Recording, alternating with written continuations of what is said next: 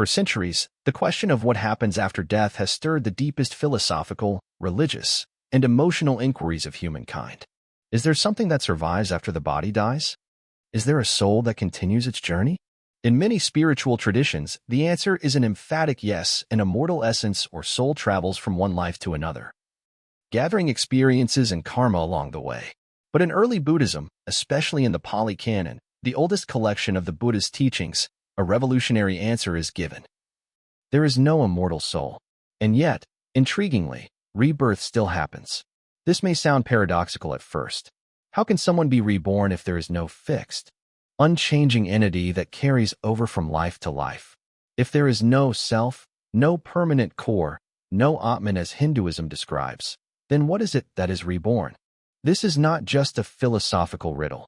It strikes at the very heart of Buddhist insight into the nature of the mind, suffering, and liberation. In this lecture, we will explore a profound and often misunderstood aspect of Buddhist psychology and cosmology. Rebirth not as the transmigration of a soul, but as a mental process, a flow of conditioned phenomena that perpetuates itself through craving, clinging, and ignorance. This teaching is rooted in the Buddha's deep analysis of Paṭiccasamuppāda, or dependent origination, the law of conditionality that governs all existence. It is important to start by clearly distinguishing the Buddhist view from other spiritual doctrines. In many traditions, the soul is thought of as the true essence of a person, eternal, unchanging, and traveling from body to body through various lifetimes. This belief in an immortal soul is comforting to many, offering continuity and identity across time. However, the Buddha's radical insight was that such a view, rather than leading to peace, is the very root of suffering. Why? Because clinging to the idea of a permanent self leads to fear of death, desire for rebirth, and endless becoming. The Buddha did not teach that there is no continuity after death. What he rejected was the idea that what continues is a fixed identity. Instead, he observed, through profound meditative insight, that what appears to be a self is actually just a stream of mental and physical processes arising and passing away moment by moment. These processes are governed by conditions, and when the conditions are present, the stream continues not because someone wills it, but because the momentum of karma and ignorance propels it forward. Thus, in Buddhism, rebirth is not the journey of a soul, but the natural unfolding of cause and effect within the mental continuum. When death occurs, the body disintegrates, but the mind, conditioned by past actions, intentions, and attachments, gives rise to a new birth. This is not a transfer of a thing, but a continuation of a pattern. Like a flame lighting another candle or a wave passing through water, the process continues, though nothing substantial is carried over. This view may seem abstract, but it has practical implications that reach into the core of Buddhist practice. If there is no self to be saved, what does liberation mean? If there is no soul, why do actions matter? What is karma if there is no one who receives its results? We will explore these questions in depth, not through blind belief or philosophical speculation, but through the lens of experiential insight as taught by the Buddha. To navigate this terrain, we will draw directly from the Pāli Canon, the earliest record of the Buddha's discourses, and examine key teachings such as the 5 aggregates, consciousness, dependent origination, and the nature of karma. We will see how these teachings interlock to form a cohesive, non-metaphysical view of rebirth, one that does not require belief in an eternal self, but that fully explains the continuity of existence in a lawfully conditioned way. Ultimately, understanding rebirth as a mental process shifts the focus from external speculation to internal transformation.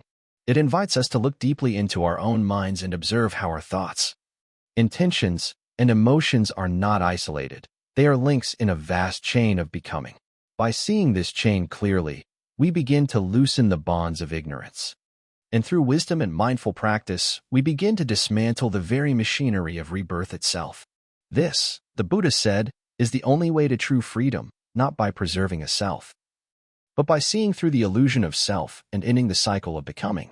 To understand how rebirth can occur without a soul, we must begin with the Buddha's revolutionary analysis of human experience, the teaching of the 5 aggregates, or in Pāli, the Paṭiccasamuppāda. These 5 aggregates, form, feeling, perception, mental formations, and consciousness, constitute everything we normally think of as a person. There is no part of what we call the self that exists outside of these five. There is no hidden essence, no permanent observer behind the scenes. The Buddha described the human being not as a unified entity, but as a temporary collection of constantly changing phenomena, bound together by conditions and dependent upon causes. These five aggregates do not endure as one fixed identity but arise and pass away moment by moment, just as waves continuously form and disappear on the surface of the sea. When we examine the body, for instance, we see that it is not an eternal vessel but a physical process: birth, growth, decay, and eventual death. The body, or rupa, changes constantly and is subject to suffering. It is also dependent on other conditions: food, air, temperature, and so forth. Feeling, the second aggregate, refers to the pleasant, unpleasant, or neutral tones that accompany every moment of experience. It too is not permanent. Feelings arise in response to contact between the senses and their objects, and they quickly fade away. Perception, or sana, refers to the mind's ability to recognize and label what it experiences. It is what allows us to see a shape and know that it is a tree, or to hear a sound and recognize it as music. Perception is conditioned by memory and learning, and it constantly shifts. Mental formations, sakra, include all the volitional activities of the mind: intentions, desires, thoughts, habits. These are perhaps the most powerful in driving our actions and karmic tendencies, and yet they are also deeply impermanent. And finally, consciousness, vaya, is the awareness that knows an object: sight consciousness, sound consciousness, and so on. Consciousness does not exist by itself, but always arises in dependence on a sense organ and a sense object. It is not a lasting observer. Rather, it is a flickering awareness that arises anew with each moment of contact. Taken together, these five aggregates make up what we call the self. But the Buddha emphasized that none of them is the self, and the self cannot be found in or among them. This is the principle of anatta, non-self. The aggregates are impermanent, unsatisfactory, and not to be clung to as I or mine.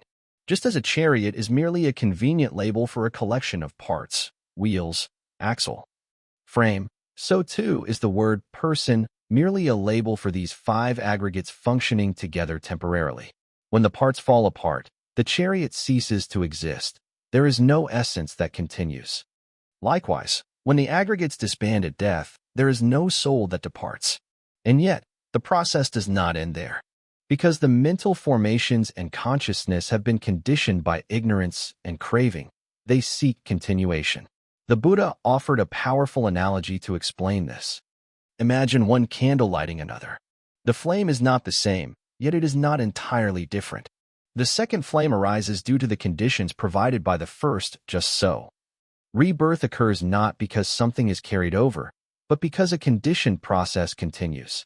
The five aggregates in this life create the conditions for a new formation of aggregates in the next.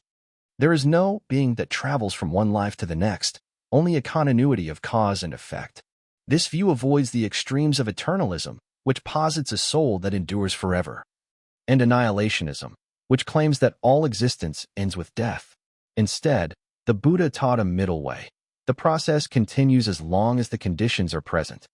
When we understand that the self is simply a convenient name for five impermanent and conditioned processes, the mystery of rebirth begins to dissolve. There is no need for a permanent soul to explain continuity. The flow of mental and physical phenomena continues just as a river flows, not because the water is the same, but because the pattern persists. What we call death is simply the disbanding of one set of aggregates, and what we call rebirth is the arising of another set, conditioned by the karmic momentum of the previous ones. This understanding has profound implications. It shifts our view of life and death from a personal narrative to an impersonal process. It removes the fear of a self being lost and replaces it with the clear vision of impermanence unfolding. And most importantly, it allows us to see that the cycle can be broken, not by saving a soul, but by ending the ignorance and craving that fuel the process. In the next section, we will examine more deeply the role of consciousness in this continuity and how it interplays with the other aggregates to create the illusion of a self that is reborn. In the Buddha's teaching, consciousness, or vaya in Pāli, is not a static entity or a fixed observer, but a dynamic, conditioned process. It is awareness, but not a self-aware soul that owns or controls anything. Rather, it is one of the 5 aggregates, and like the others, it is impermanent, unsatisfactory, and not self. Yet, of all the aggregates, consciousness is the most elusive and the most misunderstood. It is the aggregate that gives rise to the illusion of continuity, the illusion of a persistent I that experiences the world. In truth, consciousness is a stream, not a container. It arises moment by moment, always dependent on conditions, and it ceases when those conditions cease. To understand the role of consciousness in rebirth, we must look at how it functions in dependent origination Paṭiccasamuppāda. The Buddha describes how ignorance gives rise to volitional formations, and how these formations condition the arising of consciousness. This is the first sequence in the 12 links of dependent origination. With ignorance as condition, formations arise. With formations as condition, consciousness arises. This moment of consciousness is not self-generated. It is born from previous karmic impulses. And in turn, this newly arisen consciousness becomes a condition for the arising of name and form, the mental and physical components of a new being. Thus, consciousness plays a pivotal role in perpetuating the cycle of becoming, samsara. But it is crucial to note that this consciousness is not a soul transferring from life to life. The Buddha explicitly rejected that notion. In fact, he taught that consciousness itself arises freshly in each moment and is conditioned by contact between a sense organ and its object. There is not one consciousness, but 6 kinds of consciousness: sight consciousness, sound consciousness, smell consciousness, taste consciousness, touch consciousness, and mind consciousness. Each of these arises in dependence on the meeting of 3 things: the sense faculty, the object, and attention. When the eye meets a visible form and attention is present, sight consciousness arises. It arises and then passes away. It does not last. It does not carry memory. It is not a soul. It is merely a flicker of knowing, a conditioned event. Yet, when these flickers are strung together, when one moment conditions the next, consciousness appears to be a flowing stream. This is where the illusion of continuity arises. Just as a movie appears continuous though it is made of still frames, consciousness appears stable though it is a rapid succession of arising and ceasing moments. And just as the moviegoer identifies with the character on the screen, the unawakened mind identifies with this stream of consciousness, imagining it to be a unified self, an enduring identity. But the Buddha, through his awakening, saw otherwise. He saw that consciousness is not self, and it is not under our control. If it were self, he said, it would not lead to suffering. And we could say, let my consciousness be thus. But since it arises due to conditions and passes away when those conditions cease, it cannot be owned. It cannot be held. And it cannot be said to belong to anyone. In the process of rebirth, what continues is not the same consciousness but the arising of a new consciousness, conditioned by past karma. This new consciousness is called Paisandivaya, the linking consciousness. It is the first spark of awareness that arises in the womb, conditioned by the karmic formations of the previous life. It is not the transfer of a being, but the arising of a new process that carries the momentum of the old. Just as one thought conditions the next in a chain of mental events, so too one life conditions the arising of the next. And this is not hypothetical. It is observable within the mind. Every moment, we can witness how one intention gives rise to another, how craving leads to clinging, how thought leads to emotion, and how consciousness arises dependent on contact. The same laws that govern this moment-to-moment continuity of mind also govern the broader continuity of life and death. The Buddha used another striking image to describe this process. Imagine a series of seeds. A seed from one tree gives rise to a new sprout. That sprout becomes a tree, which then produces another seed, and so on. There is continuity, but no identity. The seed does not become the tree. The tree does not become the next seed.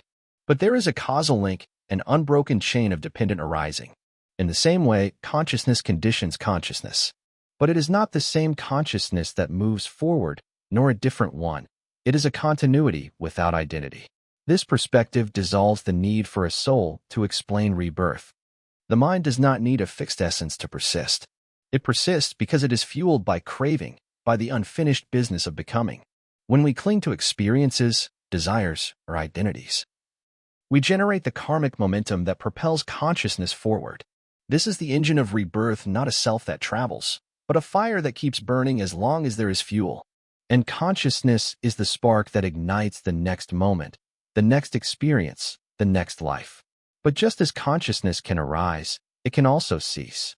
When the conditions are removed, when ignorance is replaced by wisdom, when craving is replaced by insight, when the mind no longer clings, then the chain is broken. Consciousness no longer seeks a new footing. There is no next birth. The stream is cut. This is the meaning of liberation, not that a soul is freed, but that the illusion of continuity is dissolved. Understanding consciousness in this way brings us face to face with the mechanics of our own suffering. It shows us that what we call I is nothing more than a stream of conditioned events. And it points to the great possibility of freedom, not by preserving the stream, but by ending its blind momentum. In the next section, we will examine how this process is fully mapped out in the teaching of dependent origination, how each link gives rise to the next, and how rebirth is not a mystical event, but the predictable unfolding of causes and conditions. At the heart of the Buddha's insight into rebirth lies the teaching of Paṭiccasamuppāda, dependent origination.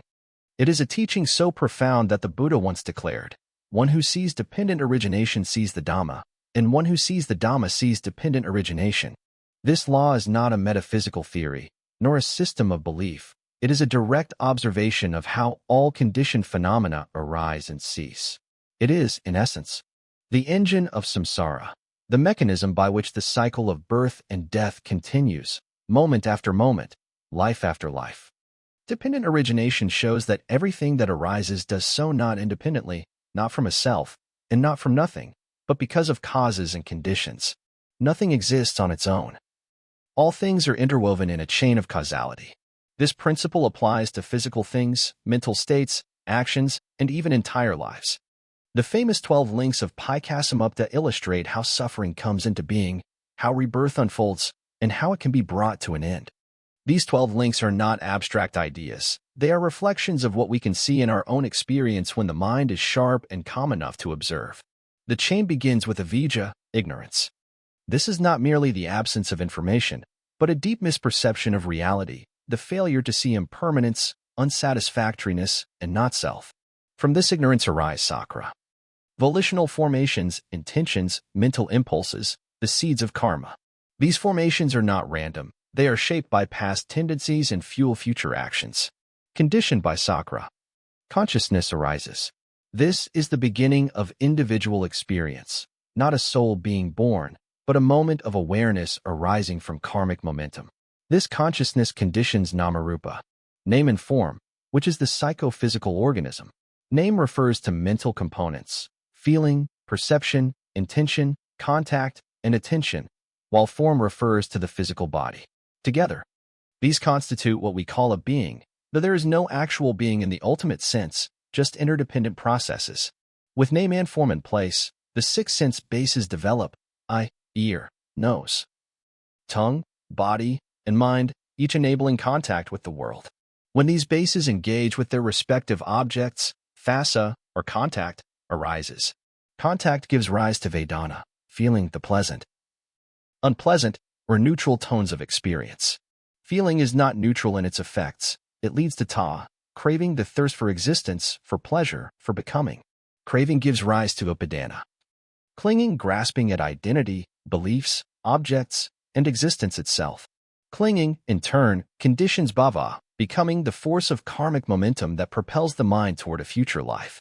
From becoming arises jati, birth, not merely physical birth, but the arising of a new experience, a new self-identity, a new life. And from birth inevitably follows jarmara, aging and death with all their accompanying sorrow, lamentation, pain, grief, and despair. This is the full cycle. It is not just a story of one lifetime. It is a snapshot of every moment of experience and simultaneously a map of the long journey through countless lifetimes. What is most striking about this chain is that there is no place where a self can be inserted. Nowhere in these 12 links is there a soul or a permanent identity. Instead, the process is purely conditional. One link leads to the next not because of a subject traveling through it, but because of the law of cause and effect. When this exists, that arises. When this ceases, that ceases. This is the core of dependent origination. To understand rebirth through this lens is to see that it is not some mystical leap from body to body, but a mechanical unfolding of mental and karmic processes. Just as a seed becomes a tree and produces a new seed, the chain of causation gives rise to the next moment of consciousness, and eventually, the next birth. It is not that someone is reborn, it is that the conditions for birth have not been uprooted. The mind, conditioned by craving and ignorance, cannot help but seek continued existence. It hungers for identity, for experience, for becoming. This hunger, this ta, is the core driver of samsara. But dependent origination does not merely explain suffering. It also points the way to liberation. Because the process is conditional, it can be reversed. If ignorance is replaced by wisdom, the chain begins to break. Without ignorance, there are no volitional formations rooted in delusion. Without those formations, consciousness lacks the karmic fuel to project into a new birth. Without consciousness initiating a new experience of name and form, the entire structure begins to collapse. One by one, the links unravel. Without craving, there is no clinging. Without clinging, no becoming. Without becoming, no birth. And without birth, there is no aging and death. The cycle ends. This is the meaning of nibbana, not the extinction of a soul, but the cessation of the process. The fire goes out not because it was destroyed, but because the fuel is exhausted. The beauty and power of dependent origination lie in its naturalness. It does not depend on metaphysical claims or divine intervention. It is observable, testable, and verifiable in the laboratory of our own minds. We can see how feeling gives rise to craving. We can watch how clinging strengthens the illusion of self. We can notice how intentions arise from patterns formed in the past.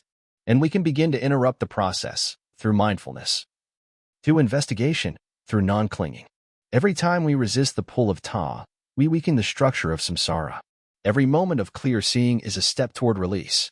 In this way, the teaching of dependent origination becomes not just an explanation of rebirth, but the precise path to end it. It reveals that we are not trapped in a cosmic cycle because of sin or fate, but because of unawareness and habit. And it reveals that the way out is not through effort alone, but through insight, seeing clearly how the mind constructs its own prison and how it can be dismantled, link by link. Among the many concepts that have been misunderstood or distorted over centuries of interpretation, few are as widely misconstrued as the word Kamma or karma. In popular culture, karma is often thought of as a kind of moral scoreboard or cosmic justice system. Do good, and good things will happen. Do bad, and you'll be punished. But in the Buddha's teaching, karma is not reward or punishment. It is not fate, and it is certainly not a divine reckoning. Karma is, quite simply, intention. In the Pāli Canon, the Buddha makes it clear. Satanya bhikkhave kamma vadami. It is volition, monks, that I call karma. It is the intention behind our actions, speech, and thoughts that plants the seeds for future experiences. Karma is the mental force that sets the wheel of becoming in motion. It is the energy that drives the continuity of consciousness and shapes the conditions for future birth. To understand karma in the context of rebirth, we must see it not as a moral ledger, but as a stream of cause and effect that functions within the mental continuum. Every intentional act conditions the mind. When we act out of greed, hatred, or delusion, those intentions leave imprints, habitual tendencies, emotional residues, and mental inclinations.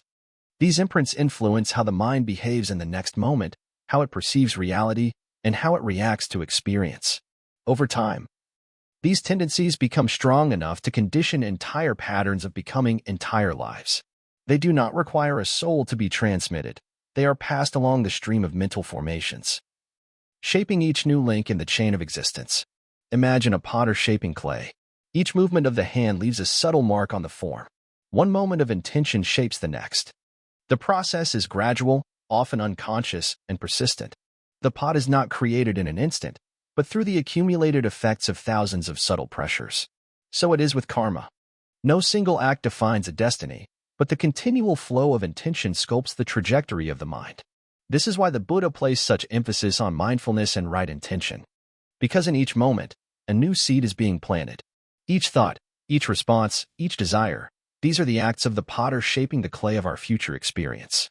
When the body dies, the gross material elements dissolve, But the mental continuum carried by the force of karmic imprints seeks continuation, not because a self wants to be reborn, but because the energy of unresolved craving and unexhausted tendencies cannot simply vanish.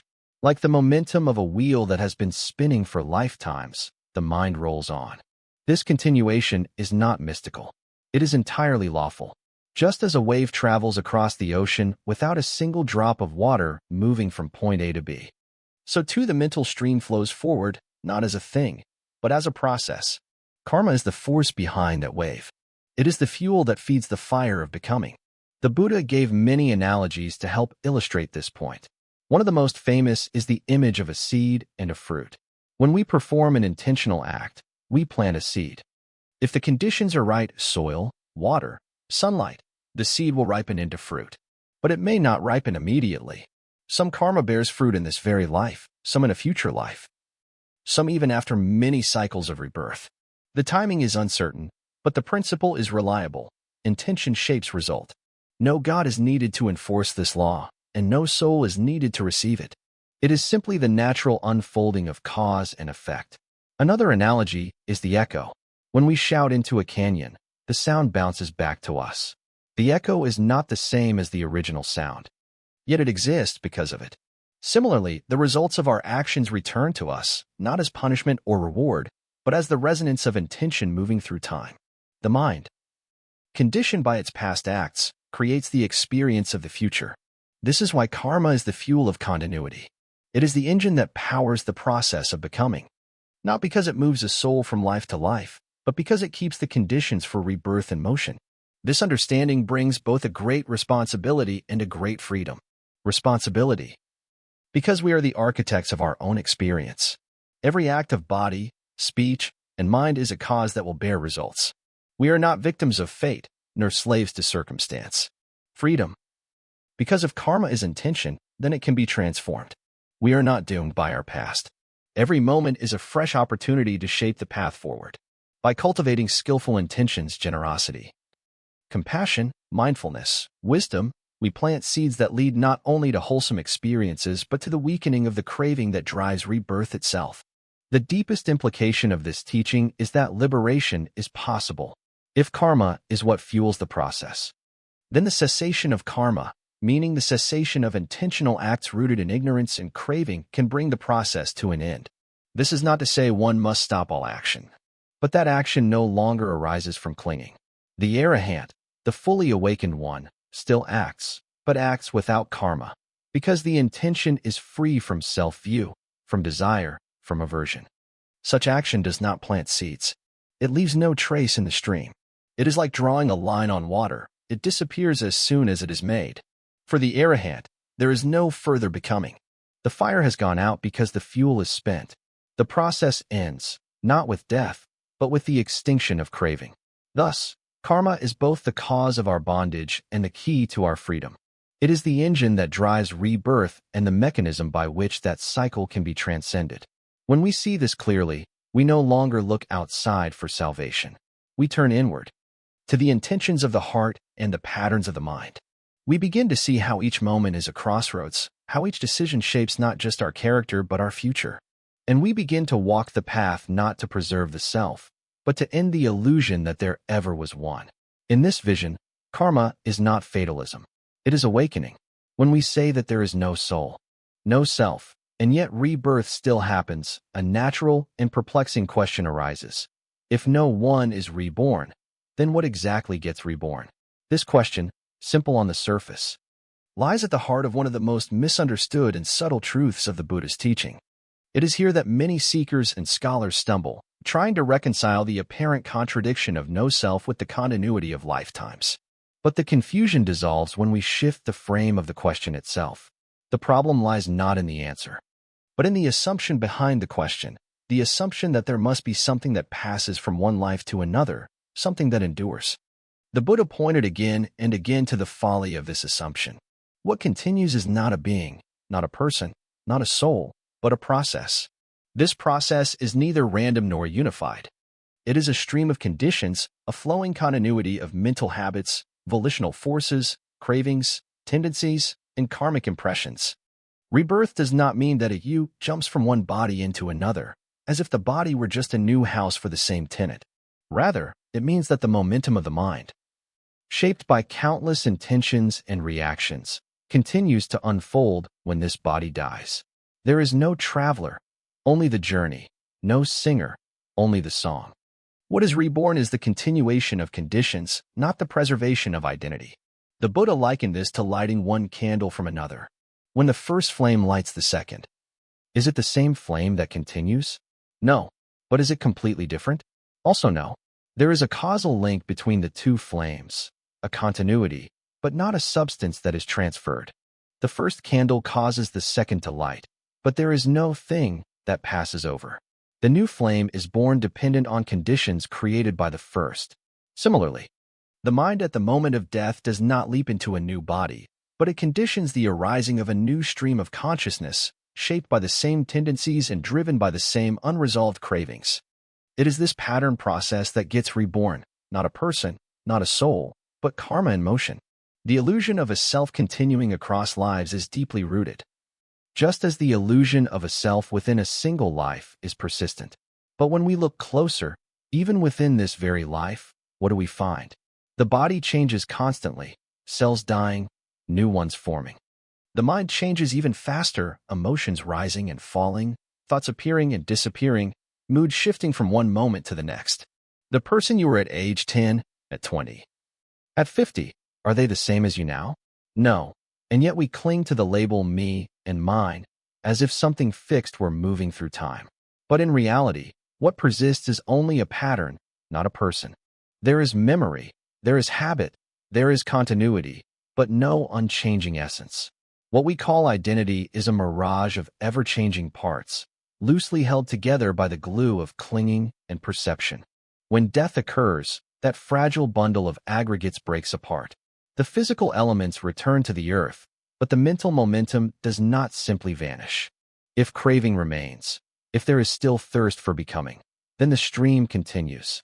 A new birth arises, not from a self-choosing, but from conditions unfolding. The new being is not the old one reborn. It is not the same, but it is not entirely different either.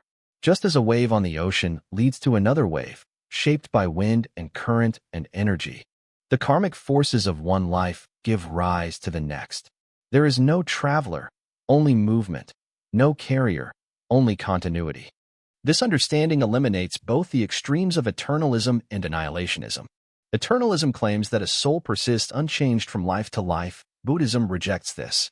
Annihilationism asserts that death is the end and nothing continues. Buddhism also rejects this. Instead, it teaches a middle way. What continues is not a self, but a process, not a being, but a becoming. This subtle view requires careful reflection, because the mind, conditioned by countless lifetimes of identification, wants to grasp onto something solid.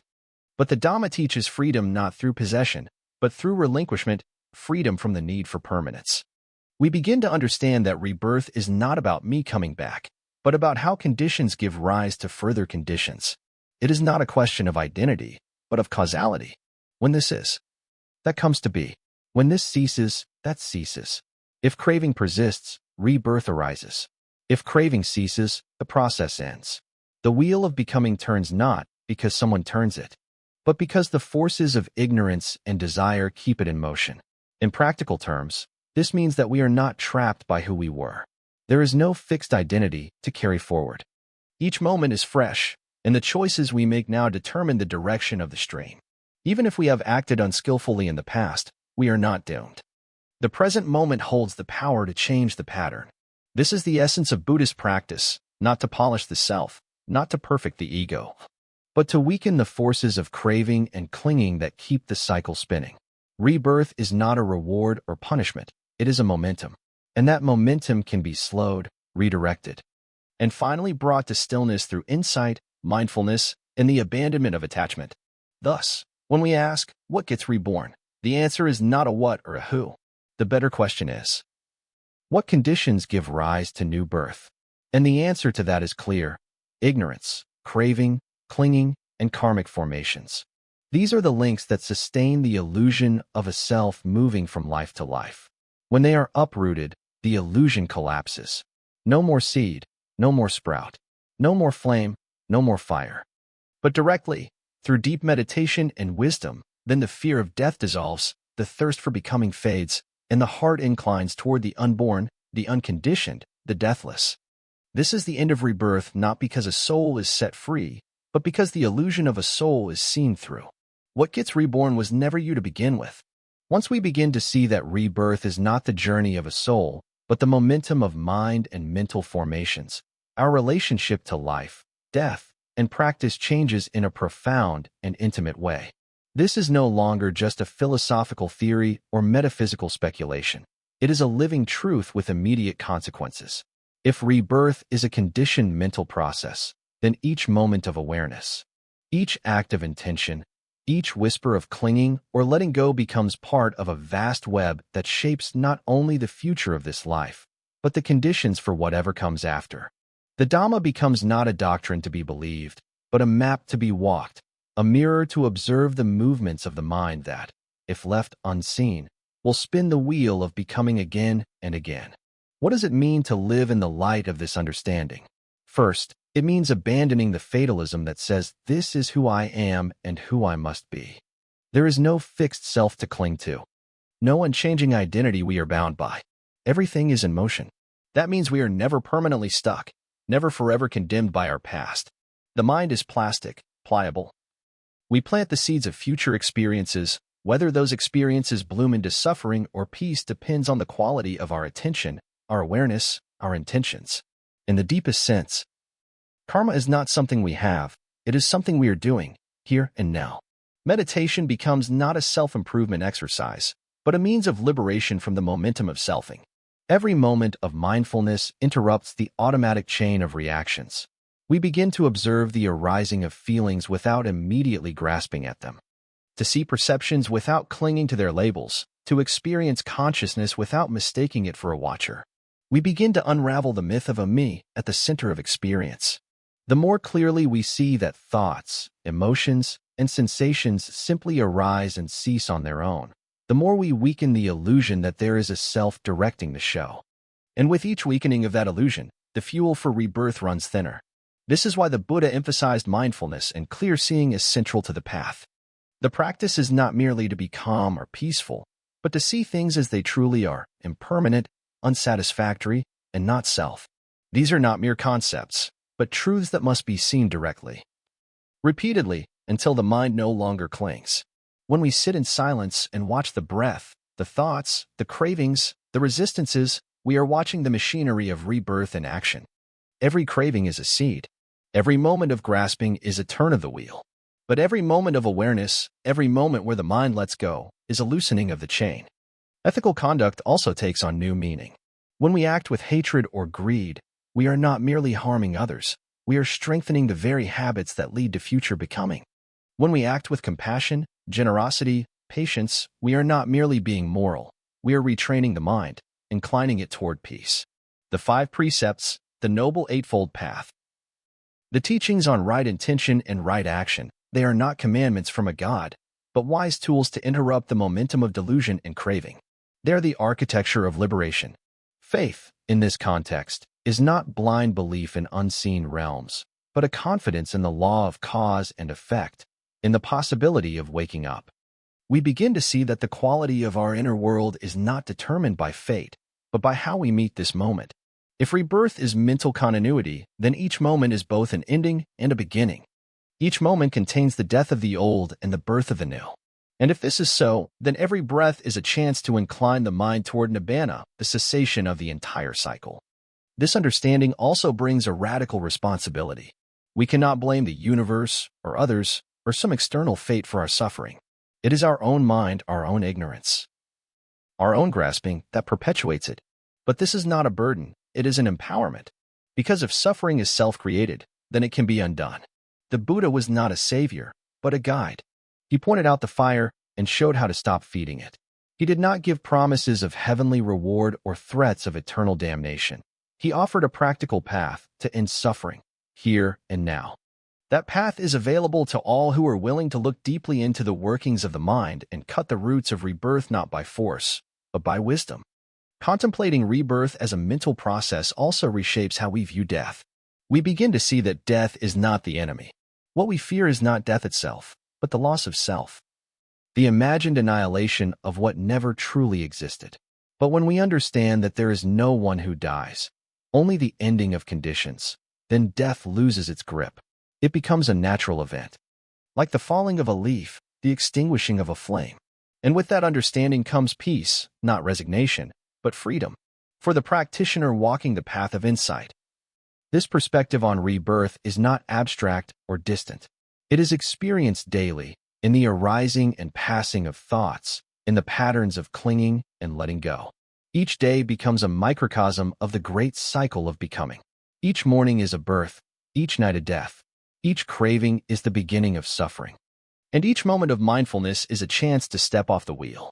We begin to understand that the only rebirth worth seeking is not another round in sasra, but the rebirth of the heart in freedom, in clarity, in compassion. To see rebirth not as the journey of a soul, but as a mental chain of causes and effects, is to reclaim the full power of the present moment. The future is not written. It is arising now, shaped by how we relate to experience now.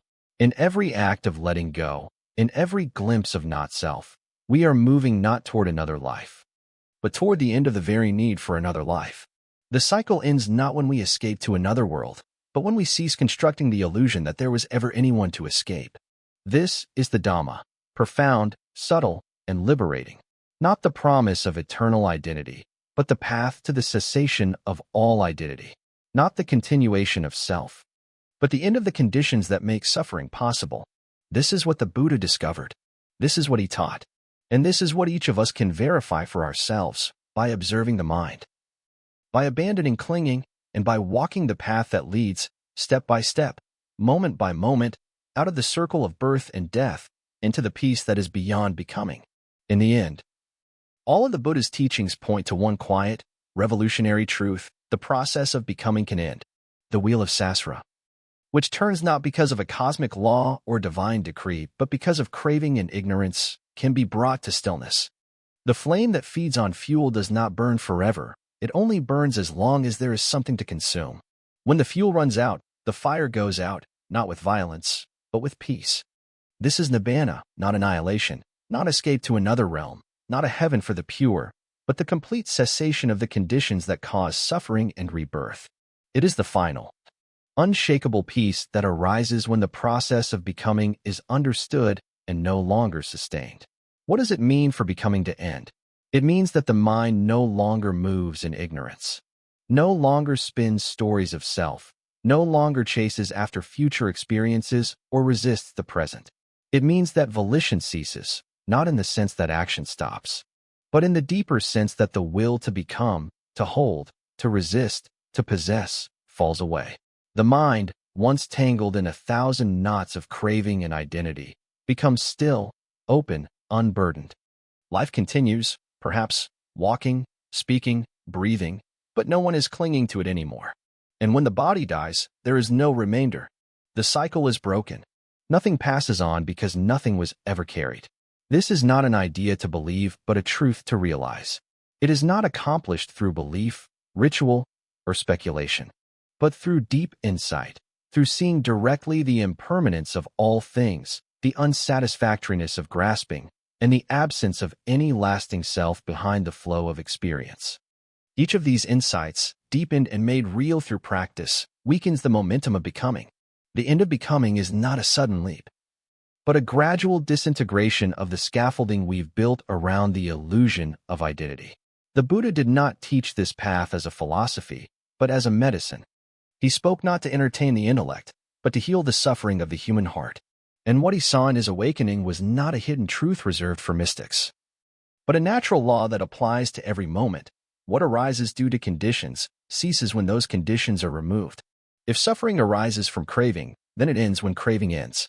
If rebirth arises from clinging and karmic momentum, then it ends when the conditions are exhausted. This is not faith, it is cause and effect. So we return to the central insight. There is no self who is reborn, and yet rebirth continues as long as the process is fed. This is the paradox resolved not through logic, but through clear seeing. We suffer because we think there is someone who suffers. We fear death because we think there is someone who dies.